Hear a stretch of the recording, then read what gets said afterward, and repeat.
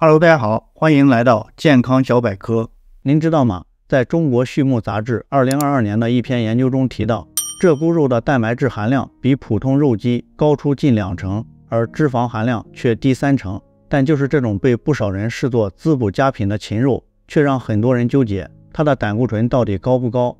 咳嗽时喝鹧鸪汤到底合适吗？今天我们就来一一解开这些疑惑。首先，我们来了解一下鹧鸪的功效。鹧鸪作为一种营养丰富的食材，在营养成分上有着诸多优势。它富含优质蛋白质，这些蛋白质是构成人体细胞和组织的基本成分，对于身体的生长、修复和维护起着至关重要的作用。无论是儿童处于生长发育阶段，需要充足的蛋白质来支持身体各器官的发育，还是成年人在日常活动中消耗能量后，需要蛋白质来补充和修复受损的组织，鹧鸪肉都能提供一定的帮助。同时，鹧鸪肉中还含有多种人体必需的氨基酸，氨基酸是组成蛋白质的基本单位，其中有8种是人体自身不能合成，必须从食物中获取的，称为必需氨基酸。鹧鸪肉中这些必需氨基酸的组成与人体需求较为接近，容易被人体吸收利用，能更好地满足人体的营养需求，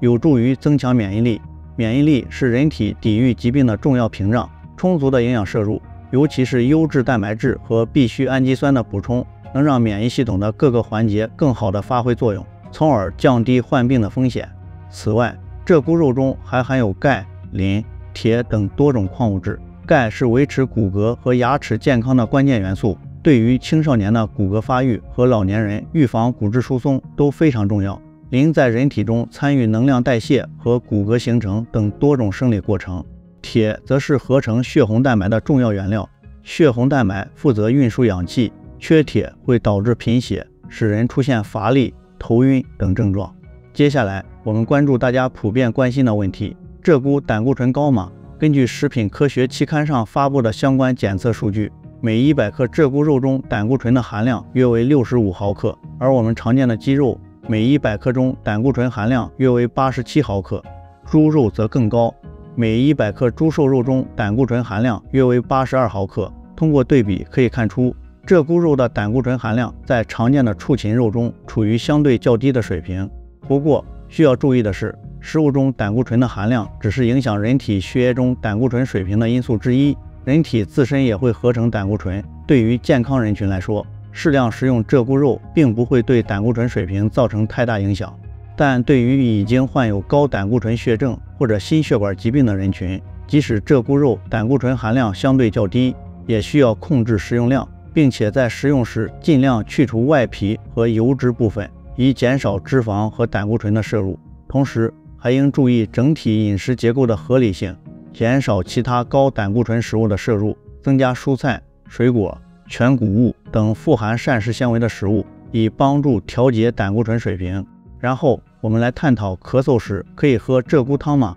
咳嗽是一种常见的呼吸道症状，通常是由呼吸道感染、过敏、气道异物等原因引起的。在咳嗽期间，饮食的选择需要格外谨慎，不当的饮食可能会加重咳嗽症状。从中医的角度来看，鹧鸪性平味甘，具有一定的滋补作用。鹧鸪汤通常会搭配一些食材，如川贝、百合、杏仁等，这些食材在中医理论中具有润肺止咳的功效。因此，在一些情况下，对于体质较为虚弱、咳嗽症状较轻的人群，适量饮用由这些润肺食材搭配的鹧鸪汤可能会起到一定的辅助调理作用。但是从现代医学的角度来看，咳嗽时是否适合喝鹧鸪汤，需要根据具体情况来判断。如果咳嗽是由感染引起的，尤其是伴有发热、痰多等症状时，胃肠道的消化功能可能会受到一定影响。鹧鸪汤虽然营养丰富，但相对较为油腻，此时饮用可能会增加胃肠道的负担，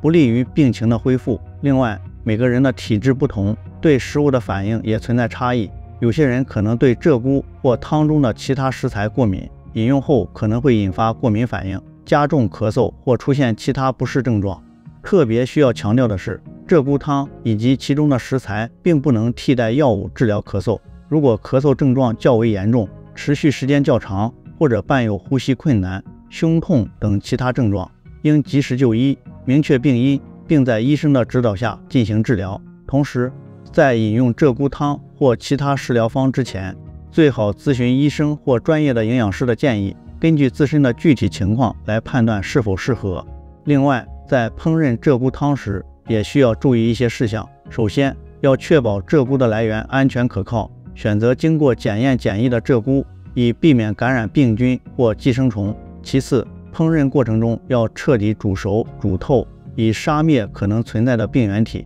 在搭配食材时，应根据自身的体质和咳嗽的类型进行选择，避免盲目搭配。例如，对于风寒引起的咳嗽，不宜过多使用寒性的食材，而对于风热引起的咳嗽，则应避免使用过于温热的食材。还要注意的是，无论何种情况，食用鹧鸪及饮用鹧鸪汤都应适量，不能过量食用。过量食用任何食物都可能会对身体健康造成不利影响，尤其是对于消化功能较弱的人群，过量食用可能会引起腹胀、腹痛等消化不良症状。总结一下，鹧鸪具有丰富的营养价值，含有优质蛋白质、多种必需氨基酸和矿物质等，对人体健康有一定的益处。其胆固醇含量在常见畜禽肉中相对较低，健康人群适量食用无需过于担心，但特殊人群需控制食用量。而关于咳嗽时能否喝鹧鸪汤，需要根据具体病情、体质以及汤品的搭配来判断，